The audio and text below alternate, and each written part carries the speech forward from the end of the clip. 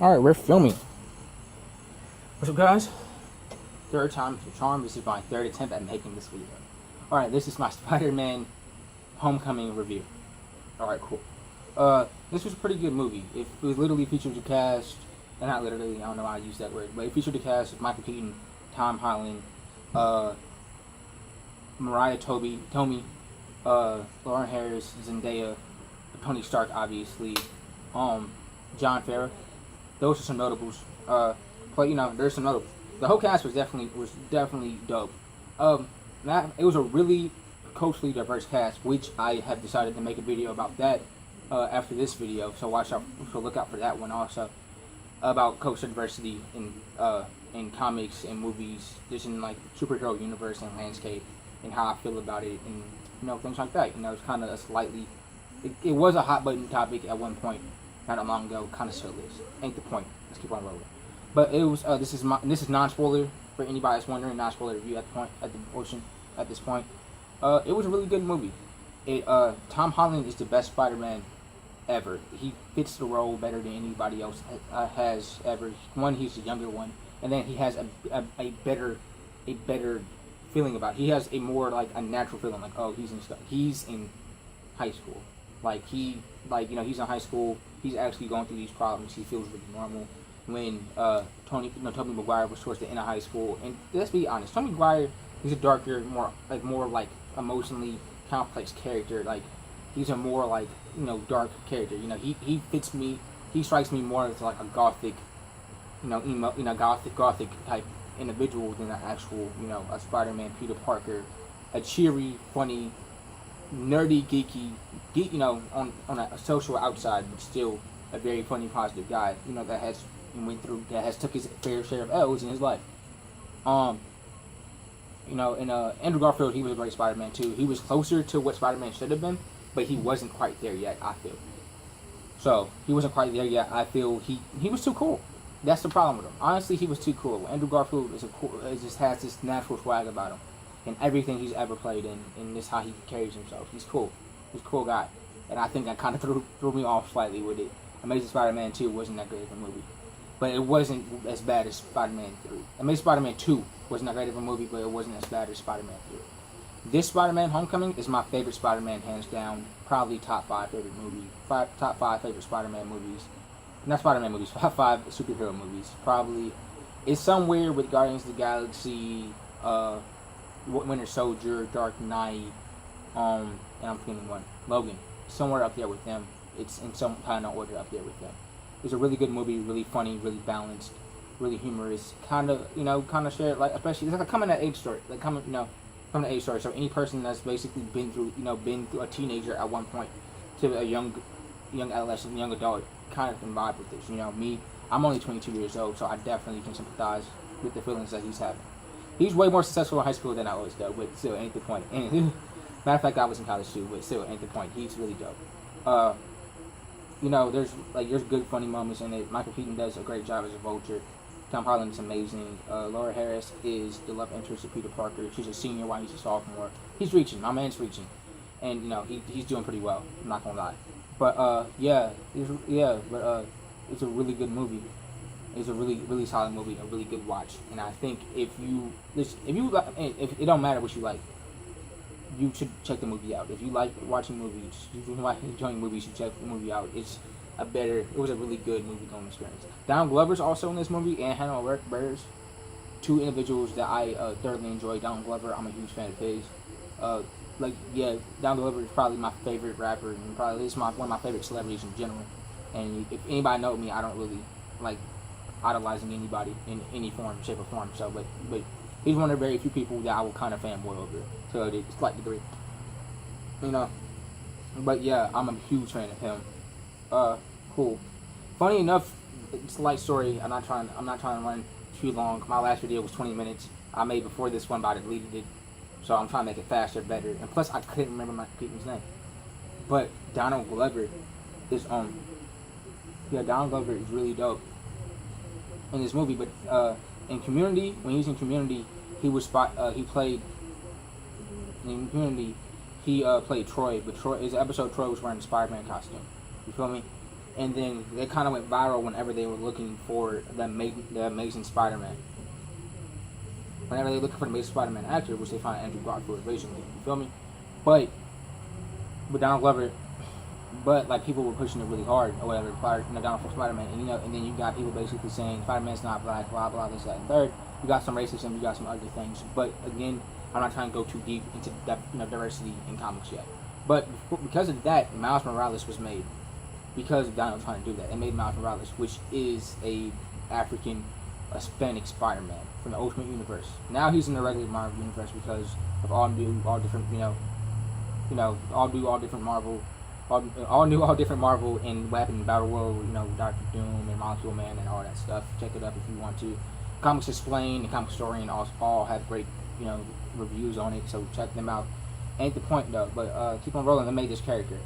In the movie, Donald Glover plays his uncle. His uncle was proud because Miles Morales is a young kid. He's like 14, 15 years old. So Donald Glover's like 33. He obviously can't do that.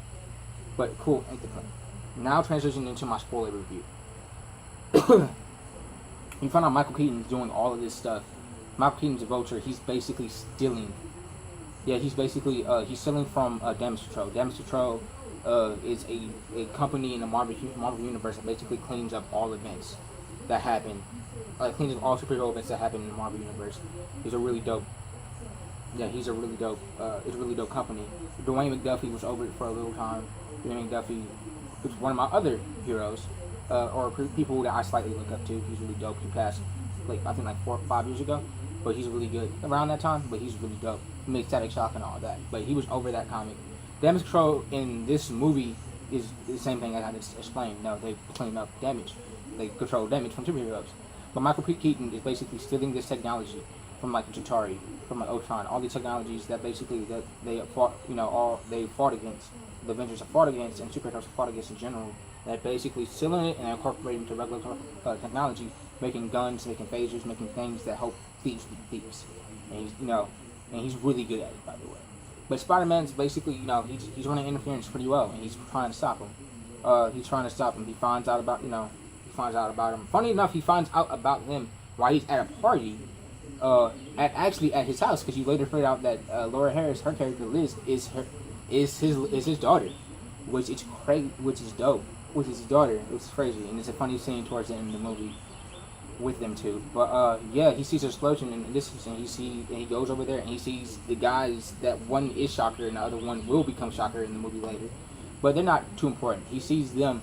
And then he sees Donald Glover there too, and it's a really cool scene or whatever. Him basically chasing them through the neighborhood, jumping over things, your whole Ferris Bueller's Day Off type situation happening, and it's pretty dope or whatever.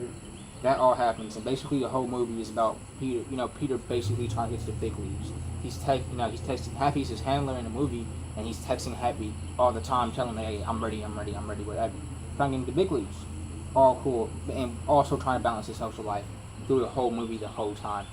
He finds out who the Vulture is, and he basically tries to stop him, and he basically gets really close at doing so. Or like the turning point in the movie where he kind of understands and he kind of says and he kind of takes the biggest L is when he's on the ferry, and there, where Vulture and his people, Michael Keaton's people, are trying to make a deal with some other people, but the FBI did. Tony Stark called them. Spider-Man doesn't know that because Tony told him to stay away from him, because early in the movie when he was chasing during that whole Ferris Bueller moment, Vulture came and basically almost killed him. But he's whatever. He's hard-headed. He's trying to make his path into the world. So he's trying to do this and stop him. Goes horribly wrong. Goes totally left field.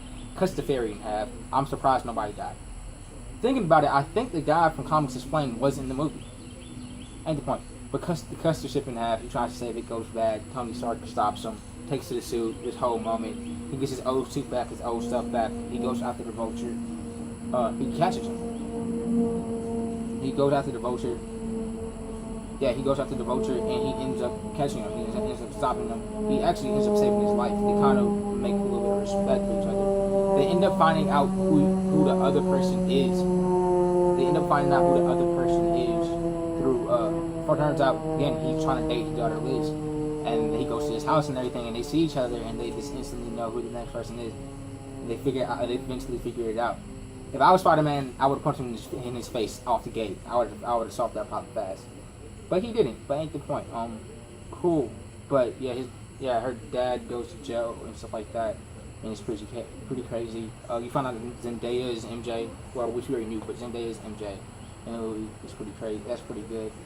My favorite moments in the whole show were Donald Glover. Not the whole movie, but like some of the gems were Donald Glover.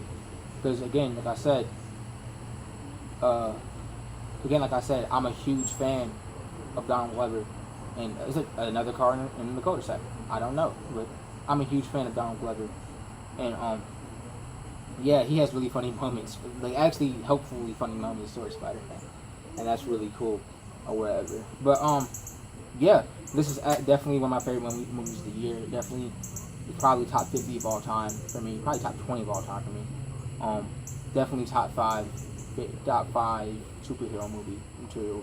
Tom Holland kills it. Everybody kills it. And yeah, this is a really good movie. I mean, there's some things I didn't like how like nobody seemed to notice that he was Spider-Man. I mean, there's like things he shouldn't have done. Like he go down the alley and change clothes or whatever, and change clothes, and like nobody can see you changing clothes in the alley. He jumps over fences in broad daylight, like nobody can see. Like, oh, look at Peter Parker jumping a 12-foot fence in one bound. That's weird, you know. Things like that. He's eating a sandwich with his mask halfway up, so obviously you can see like his face. Like, oh, he's a white kid. You live in Queens, bro. I'm using all the black and Hispanic people that are there. Nobody's gonna know who Spider-Man is at all. They can guess, but they're not gonna know for sure. But you just narrowed it down. Things like that. It's like, all right, bro, like calm down. But yeah, his suit was pretty dope too. There was like some slight social justice warrior moments in there, and this movie did a really good job. It was really good, very actual. I think his name is John Watts, directed it, did a dope job directing it. Peter wrote the screenplay, did a dope job.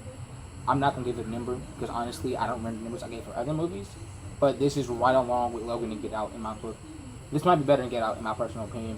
If you take the gravity of what Get Out was talking about, it might be better than Get Out in my personal opinion. So yeah, this is definitely a B or A plus. This is in the 80-90s range for me. Yeah, that's it. Well, check us out. Appreciate y'all keeping up with us, staying with us, whatever. There's gonna be links down for all OliveGrummer stuff in the bottom. You know, the Snapchats, the Twitter. I think we have a Twitter. The Twitters, I can't remember the name. I don't even use the Instagrams, the Facebooks, all that. Yeah. See, I don't use Instagram or most social media, so I drew a blink on Instagram. That's pretty fun. But in honor of the Doc Animal himself and also OliveGrummer, peace. That's the end of the video. Y'all stay cool.